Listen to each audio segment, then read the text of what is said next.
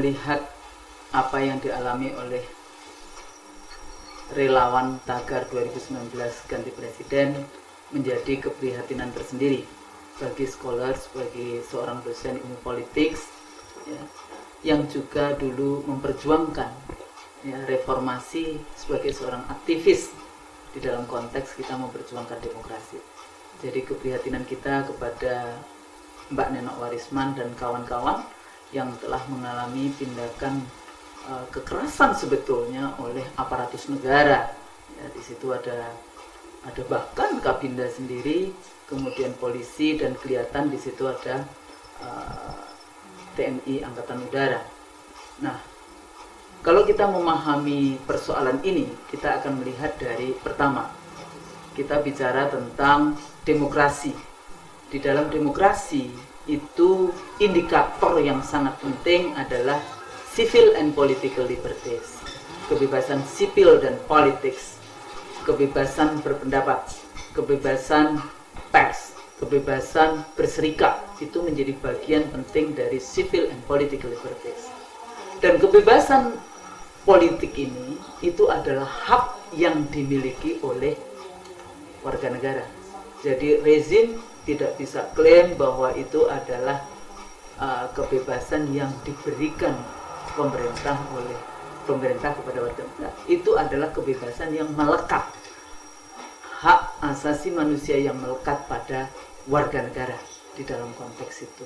Nah, apa yang dialami, apa yang dilakukan oleh kelompok 2019 ganti presiden ini, relawan tagar 2019 ganti presiden ini adalah mendemonstrasikan, menggunakan hak konstitusionalnya di dalam menyampaikan pandangan terhadap persoalan kepemimpinan nasional, terutama presiden. Kenapa demikian? Karena berbagai macam argumen alasan, baik itu masalah ekonomi, masalah isu perempuan, masalah stunting, masalah pendidikan, kesehatan, eksploitasi sumber daya alam di Indonesia, juga termasuk juga bagaimana penguasaan tanah, lahan tanah, termasuk juga lapangan kerja yang luar biasa, tapi bukan bagi bangsa Indonesia, justru tenaga kerja asing. Dari berbagai persoalan ini, isu utamanya adalah leadership, isu utamanya adalah persoalan sejauh mana presiden ini mampu membuat narasi, mampu mengantarkan bangsa ini untuk mengimplementasikan cita-cita para pendiri bangsa. Nah, itu merupakan hak dari semua warga negara.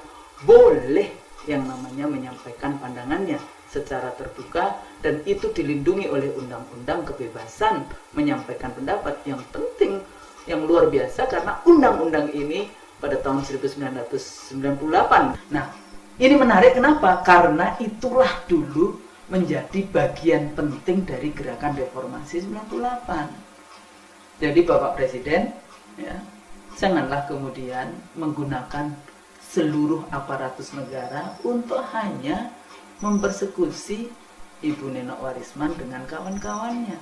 Beras sekarang mahal sekali, Pak. Lalu apa saya mesti jual harga diri saya dengan beras? Masuk sopsi, ikut-ikutan bernasakom, biar naik pangkat, naik golongan. Loh, kok marah? Saya cuma bilang, beras sekarang mahal sekali. Lalu? Kalau jatah beras kita terus-menerus dicabut dari kantor, lama-lama kita bisa makan baju. Yang penting halal. Soal beras, soal dunia. Soal kedudukan, soal dunia. Loh, kok lewat depan? Pintu samping dikunci, Bu. Dapat berapa liter, Mbak? Seperti biasanya, Bu. Dalam keadaan bobrok seperti sekarang ini, kita harus lebih dekat kepada Allah. Dan jangan biarkan kita hanya mengeluh. Iman justru harus kita perteguh. Jangan mudah terbujuk oleh apapun. Juga jangan takut kepada ancaman komunis, sopsi, fana semua itu. Kalau bukan sekarang, bukan kita yang memenangkan peperangan ini. Insya Allah anak-anak kita. Insya Allah anak-anak kita yang akan menegakkan kebenaran di negeri ini. Saya yakin komunis dan kaum materialis akan hancur di mana-mana. Manusia tidak akan mampu selamanya bersombong. Seperti putra Nabi Nuh, Tidak lama lagi Hanif akan jadi orang insinyur pertanian.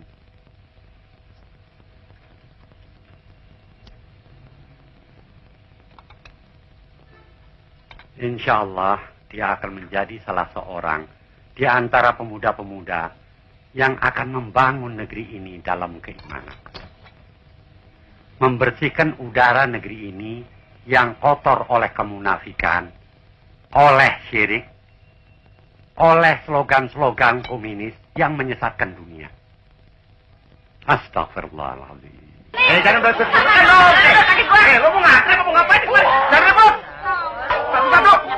Ya. Ini bocah berarti ini berisik banget sih lagi lo.